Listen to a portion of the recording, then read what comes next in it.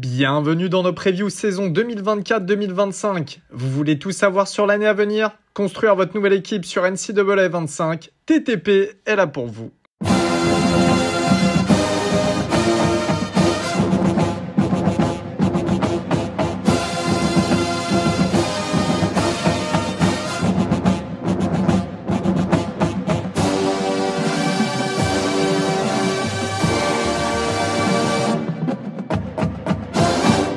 Bienvenue à tous sur une énième preview de The Trick Play. Aujourd'hui, je suis en présence de Valentin pour parler de Mississippi State, les Bulldogs. Salut Valentin. Salut, présent pour le rival, mais pas présent pour mon équipe. Allez comprendre, c'est comme ça. Ouais, bon après, il y a quand même quelques liens entre vos deux facs, outre le fait qu'elles soient situées dans le même état. Notamment puisque le nouvel entraîneur des Bulldogs est une ancienne gloire, j'ai envie de dire, sur les quelques saisons qu'il a passées à Ole Miss. Enfin, du moins, moi, j'ai ce souvenir-là de Jeff Lebby Oui. à Ole Miss, qui a un bon souvenir.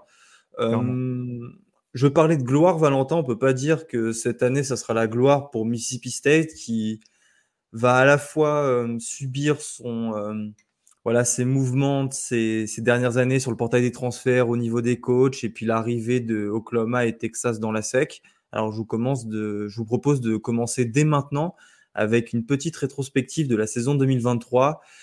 Une année 2023 qui, ma foi, si on regarde le bilan, a été mauvaise. 5 victoires pour cette défaite, un affreux 1 victoire, 7 défaites en SEC, avec une seule victoire convaincante contre Arizona lorsque Jayden de Laura était encore le quarterback.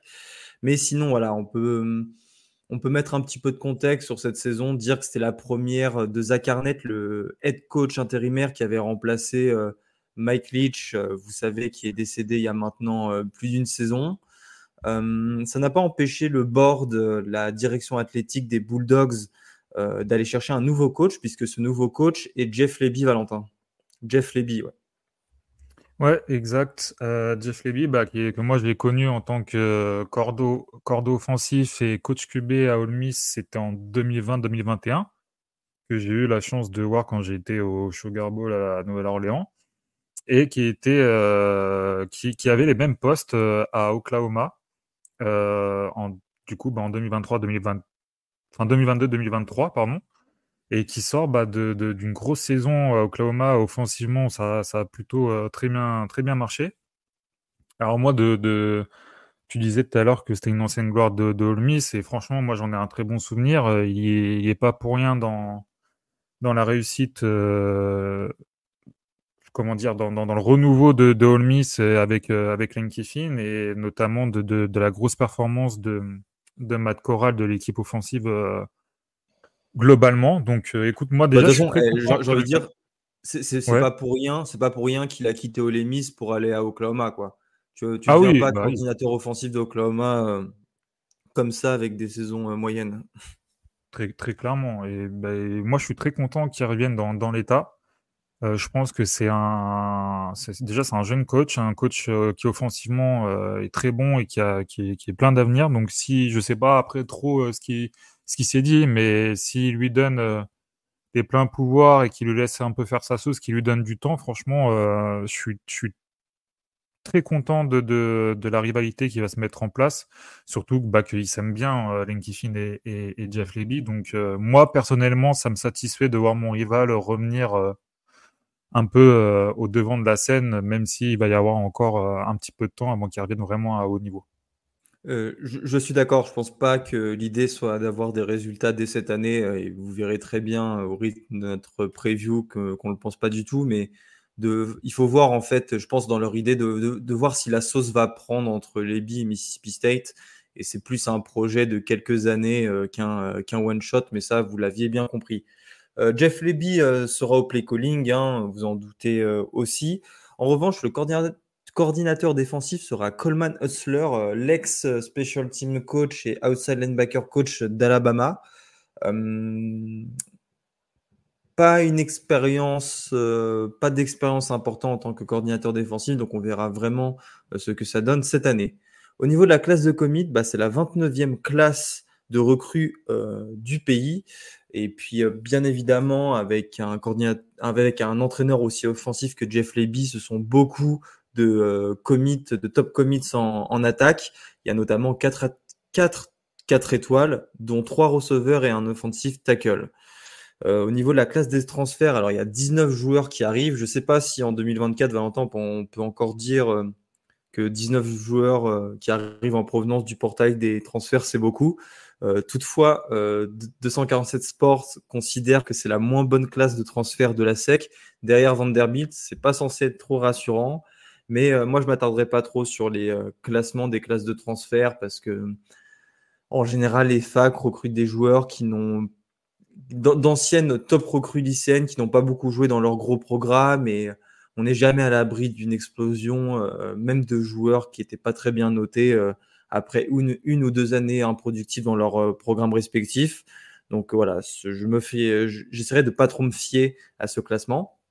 Mais le plus important maintenant, Valentin, c'est l'attaque avec la présentation d'effectifs parce qu'avec 19 points par rencontre en 2023, les Bulldogs avaient l'une des 20 pires attaques du pays.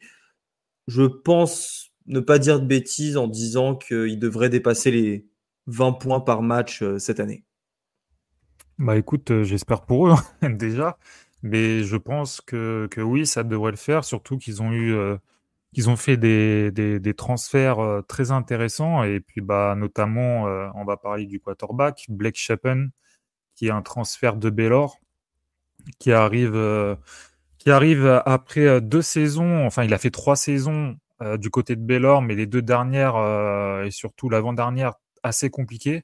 Principalement, moi je le mets principalement dû à un manque de talent autour de lui, parce que même Dave Aranda avait dit cette année, bah on paye les commits, donc maintenant on en a. Donc ça veut bien dire ce que ça veut dire. Moi j'avais beaucoup d'attentes personnellement en lui après sa saison freshman où il avait remplacé, il me semble que c'était Gary Bohannon sur une blessure. Il avait envoyé 5 TD pour 500, 600 yards, quelque chose comme ça. Exact. Donc moi, voilà, je suis assez content de ce transfert. Au poste de receveur, on a Tulu Griffin qui est maintenant au Riders, c'est Xavier Thomas, lui qui est parti à LSU. Ça c'est dommage de l'avoir perdu. Le seul rescapé de l'effectif qui n'a que très peu joué, c'est Jordan Mosley.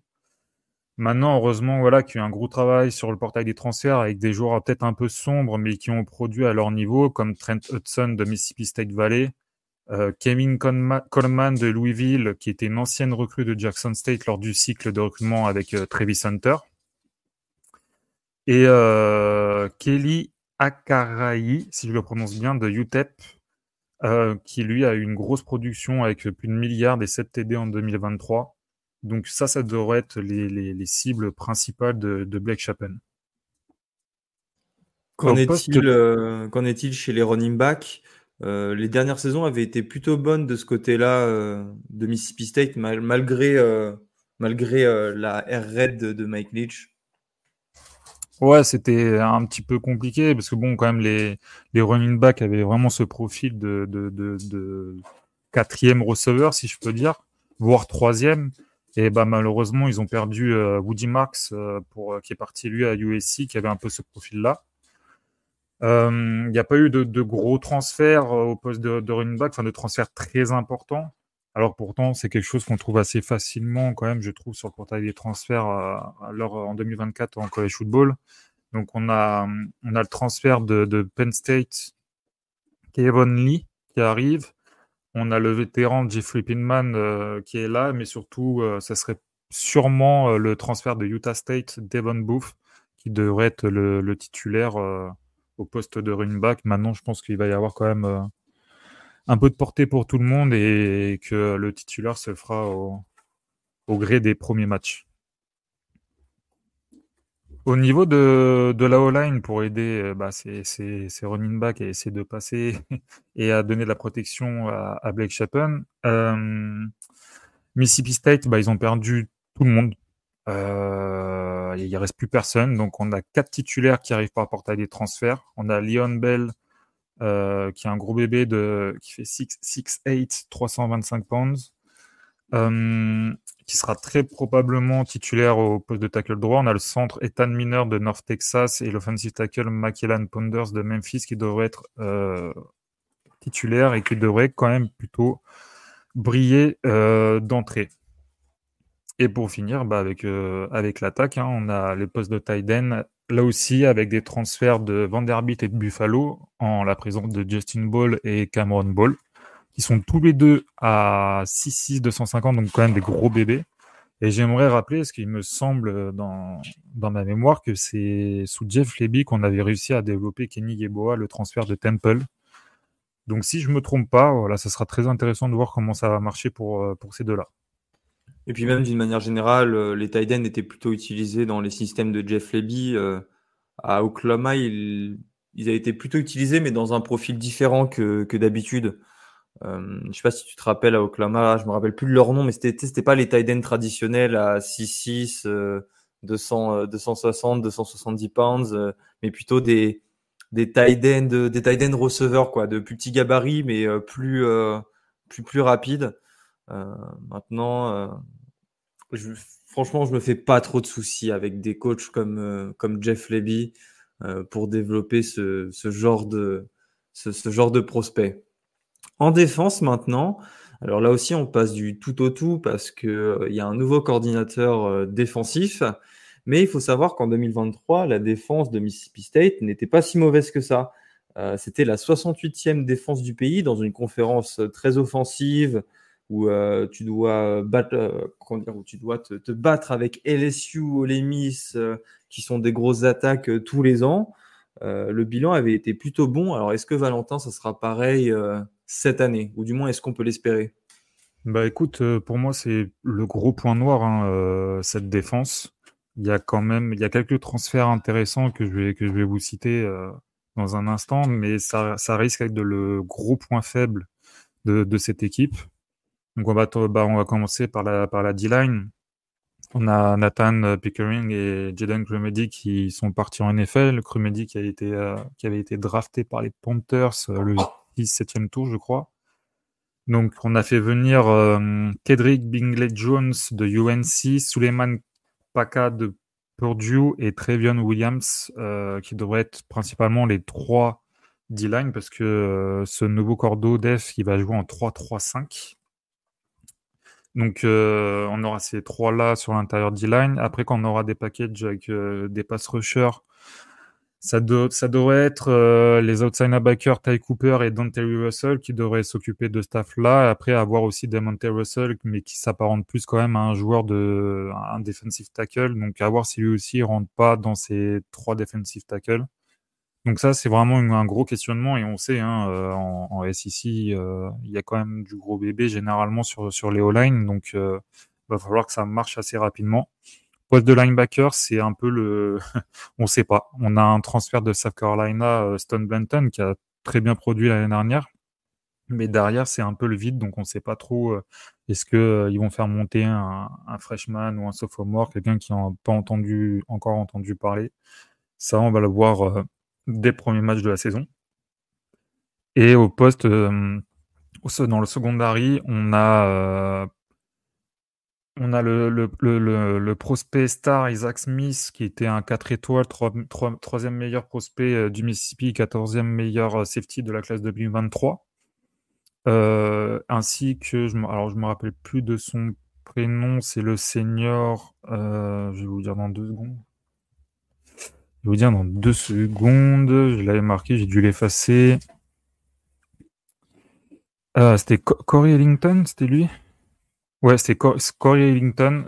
Donc au poste de safety, ça devrait être globalement assez solide, je pense. Mêlant jeunesse et comment on dit déjà? Expérience, merci. Et au poste de corner, bah écoute, c'est un peu comme les linebackers, on sait pas trop qui va jouer. Moi, je mets une grosse pièce sur Montre Miller, que je suis depuis maintenant très longtemps du côté de Kent State, qui avait transféré à West Virginia, mais qui s'était blessé assez gravement, il me semble.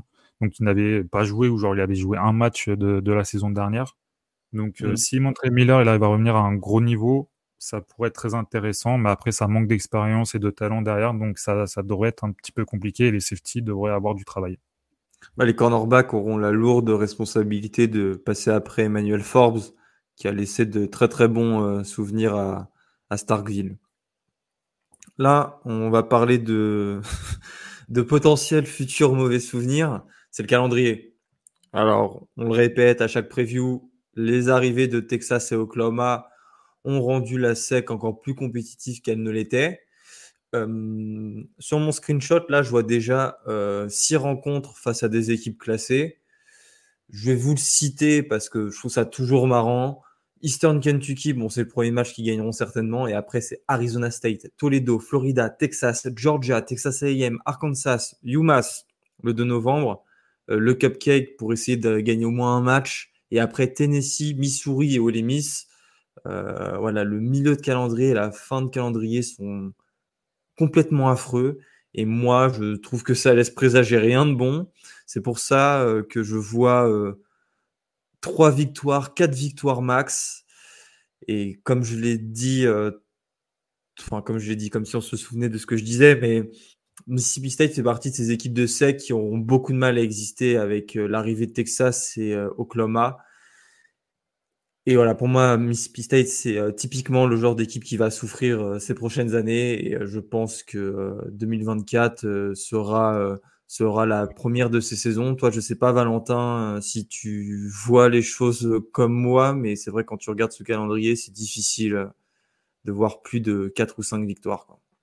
Alors, point de vue des victoires, je suis d'accord avec toi. Je suis pas d'accord avec toi sur le fait que Mississippi State va potentiellement ne pas exister. Mais bon, ça, c'est un autre débat. Mais ça dépendra principalement de si la sauce prend, bien sûr, avec Jeff Lebby ou pas. Mais sur ce calendrier, écoute, moi, je vois 3 victoires minimum. Donc, Eastern Kentucky, UMass et Arkansas. Parce que moi, Arkansas, j'ai... Toledo, pardon. Arkansas, c'est possible aussi, mais j'en vois potentiellement 5 et ça dépend en fait du début de saison, si un peu avec l'euphorie ça prend. Ouais. Principalement la victoire, s'ils arrivent à aller battre Arizona State là-bas. Là, on pourrait avoir un petit enchaînement sympathique derrière sur Toledo et Florida. Pour moi, alors ils sont plus forts sur le papier, mais je suis toujours pas convaincu, donc à voir aussi comment ça se passe pour eux. Mais ce Ouais, et puis début de c'est vrai que saison, si tu gagnes ce match à Arizona State, tu seras déjà à 2-0, tu enclenches la dynamique après pour c'est Toledo et ça. Florida, et tu as déjà, dès septembre, l'espoir de te qualifier potentiellement à un bowl. C'est ça. Donc moi, vraiment, je pense que le match clé de leur saison, ça va être Arizona State. Et malheureusement, après, bon, l'enchaînement est trop violent. Donc, mis à part après, à la fin, contre Ole Miss, mais ça, parce que ça reste un match de rivalité, donc c'est toujours un match particulier, et des choses peuvent se passer, même si je pense que Ole Miss est beaucoup trop armé pour Mississippi State à l'heure d'aujourd'hui. Ça risque d'être très, très compliqué, donc j'espère au moins qu'ils vont marquer beaucoup de points, parce que sinon, ils vont en prendre beaucoup. Et ben, je pense que cette dernière phase résume bien le Mississippi State de 2024. Merci Valentin d'avoir été avec moi pour cette preview. Et nous, on vous dit à la prochaine pour d'autres présentations d'équipes de college football. Salut tout le monde! Salut!